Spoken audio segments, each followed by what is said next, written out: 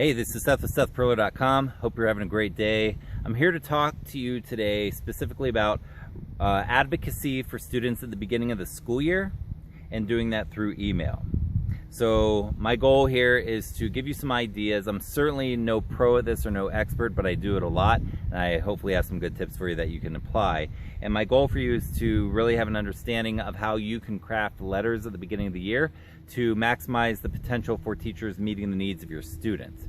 And this is primarily directed at students in elementary school, middle school, and high school, although I will try to touch on how I deal with this with college students at the end of the video. So, the first thing that I do when I'm crafting these letters is I help the families that I work with. We create a something called Team So-and-so. So if it was Team Seth, if I was the student, we would create a group of emails in Gmail or Yahoo or whatever your email carrier is, a group of contacts. You can make a group of contacts and call it Team Seth or Team whatever the student's name is, and put everybody relevant in that team. So you're going to put any relevant teachers, if you're working with a therapist, any support staff at the school, and sometimes you'll want to add administrators when that's appropriate to this team. And at the beginning of the year, you're going to send out a letter, and you're going to send it out 4 times. It's pretty much the exact same letter. And you're going to send it out 4 times to this entire team. That way, everybody's on the same page, everybody sees the communication, and it makes it very simple and very clean. So what you're going to do is you're going to craft this letter, and in the headline of the letter, you're going to write important, colon, and then the name. So important, colon, Seth. And that serves 2 purposes. One, it increases the likelihood that the people who get the email are going to read it. Teachers are inundated with tons of email, okay? So you want your email to stand out in the inbox. 2, if the teacher is looking for that email later, it stands out in the inbox. It's easier to locate because it says the student's name right in the headline, and it's all bold letters. So those are the 2 reasons for that. Now, what you want to do in terms of crafting the letter itself is you really want to think about the 3 or 4 main needs of your student. What are the most important things that you want this team to know about your student? If you can attach a photograph, definitely attach a photograph, especially in middle school and high school, because a lot of times the teachers might not even know the names of all their students until October. Some of these teachers have over 100 students that they see, sometimes over 150 students. It's a lot of human beings to keep track of and to get to know when they have 45-minute classes and they only see them a couple times a week. So the older the kids get, the more important it is to throw a photo up there. Yes, I know, your student might feel embarrassed by this, or I know that that's a battle that you may have to work with, but I'm not as concerned about that as I am the most important thing, which is that the teachers must understand clearly what your students' needs are. And if you wait until the 504, the IEP meetings, or whatever meetings happen, or if you're passive and you wait until the paperwork gets to the teacher and hope that the teacher reads it thoroughly and connects the dots with your students, you're just decreasing the likelihood that they're going to get their needs met, and you're increasing the likelihood that you're going to be dealing with very frustrating stuff in the future. So what you want to do is really use bullet points. Try to stay away from paragraphs. Please listen to me. Again, these teachers have tons of emails they're going through. Make it very clear, simple bullets.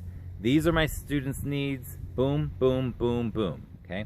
Now, you also want to start off your email very appreciative. Okay? These teachers are often very overworked, very under-resourced. Okay?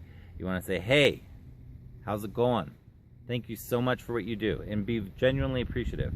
I know that this is a busy time of year, so I'm sending you a quick letter here, and I want to let you know what my students' needs are so that you can better meet them. If you have any questions at all, don't hesitate to contact me, and then leave every way that they can contact you. You can say phone number, cell phone, whatever. You can make them know that they can text you if that's good for you, email, and put the information there so that they can reach you easily, okay?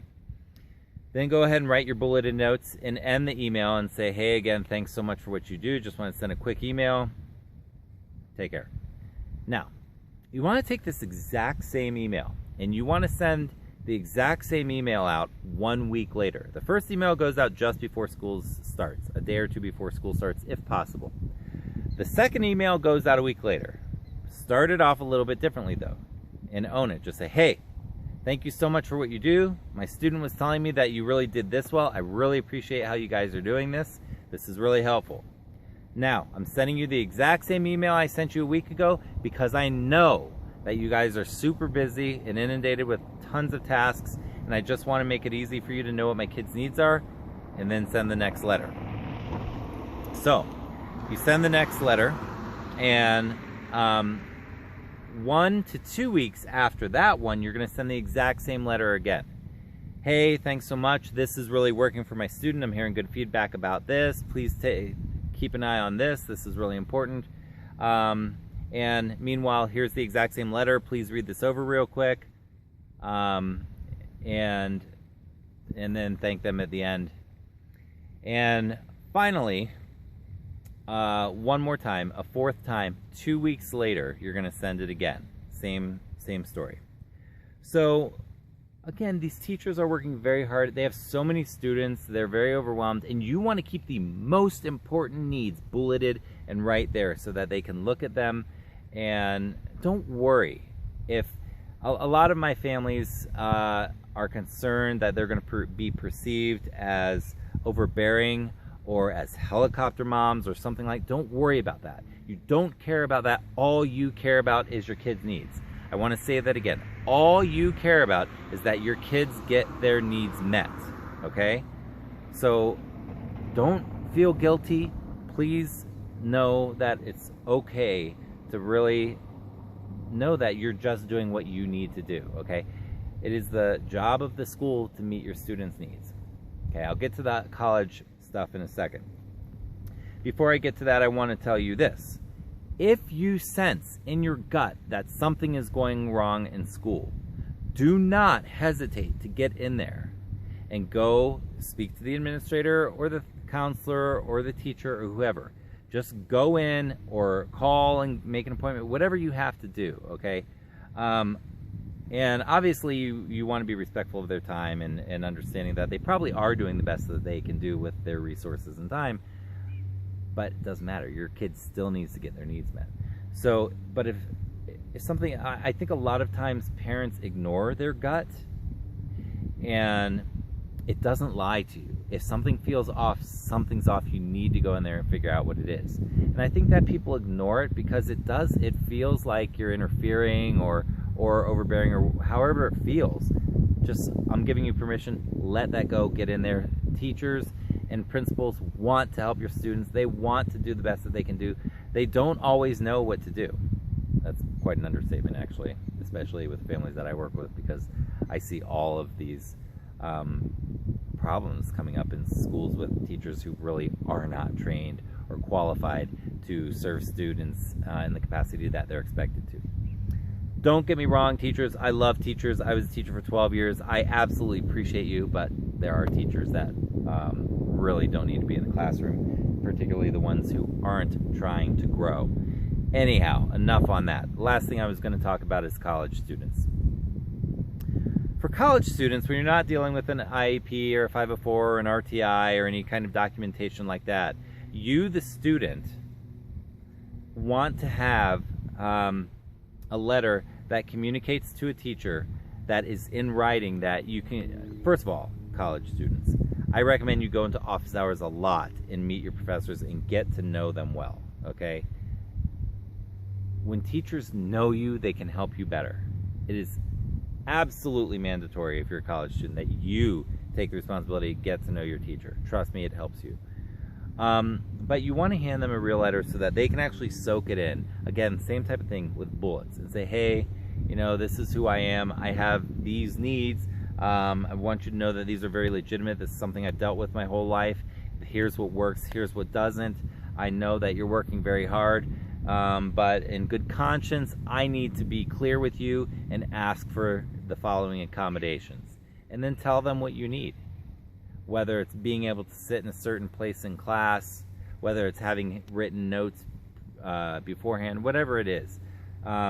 Reach out to them, communicate with them, I find that college teachers are often very willing to work with my students in a different way than high school, middle school, and elementary teachers are. So you really need to take advantage of that. It's a different game. And so anyhow, I hope that helps. If you have any questions, go ahead, send me an email. You can make a comment on the end of the blog post if you want.